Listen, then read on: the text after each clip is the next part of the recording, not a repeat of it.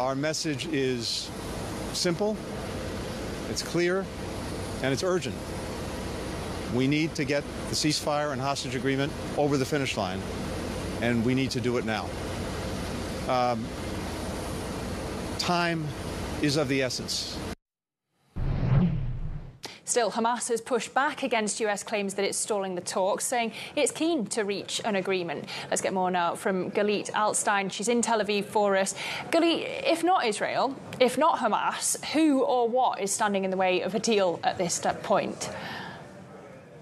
Yes, so let's start out by saying this morning that the U.S. Secretary of State Antony Blinken has left the Middle East last night without achieving a ceasefire deal between Israel and Hamas. The two sides were supposed to start a new round of negotiations in Cairo this week, but no date has been set for that as of yet, after initial reports did talk about that happening today or by the end of this week at most. On the table now is a bridging agreement, which is an extension of a proposal that was laid out by U.S. President Joe Biden last May. That was already 3 months ago.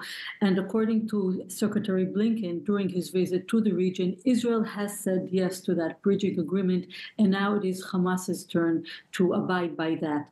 Now, the main sticking points are, once again, Hamas's demand that a ceasefire be permanent, while Israel's Benjamin Netanyahu, the prime minister, insists on preserving Israel's right to resume the fighting after a temporary ceasefire that will last about 6 weeks. And there are also tensions over Israel wanting to keep troops stationed along the Gaza-Egypt border to prevent weapon smuggling. That also includes the very strategic Rafah crossing. Now, Hamas has refused to take part last week in the Doha talks, and now they say that the bridging agreement is far from the Biden outline that was presented in May, and they refuse to abide by what they call new demands that are being put forward by Israel. So the bottom line is that we have no agreements, no date for renewed talks in Cairo, and no knowledge that this time Hamas will participate in talks if they actually resume. And at the same time, efforts are still being made to make these three things happen. These efforts are led by the U.S. and mediators, Qatar and Egypt. So no agreement, no date. Does that make an Iran strike more likely?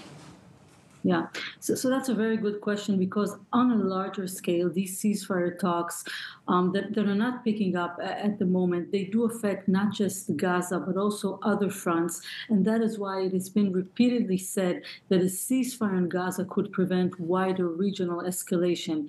On that note, Hamas is thought by some to be stalling because its leader, Yahya Sinwar, wants other fronts to flare up in a way that would potentially devastate Israel, like the ongoing front with Iran-backed Hezbollah along Israel's northern border that's been active since October 7th, and possibly even a direct front with Iran itself. Now, we've been talking for months on the fire exchanges between Israel and Hezbollah, and those are still escalating as we move forward.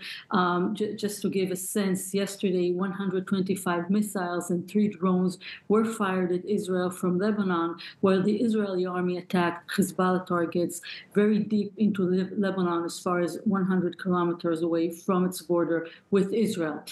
There's also anticipation, as you mentioned, ahead of an expected Iranian retaliation against Israel after a senior Hamas leader was assassinated in Tehran in recent weeks.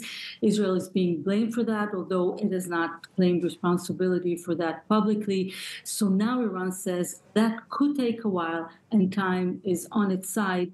But that, as well as a promised Hezbollah retaliation for a different assassination of one of its military leaders, are still very much on the agenda and expected more if a ceasefire deal in Gaza isn't reached.